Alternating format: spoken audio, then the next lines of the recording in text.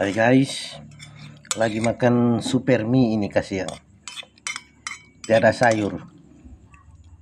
sayur, mie sakura pun jadi.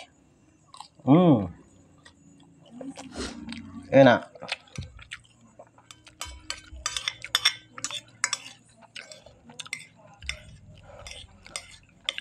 Mie sakura bikin mie kuah.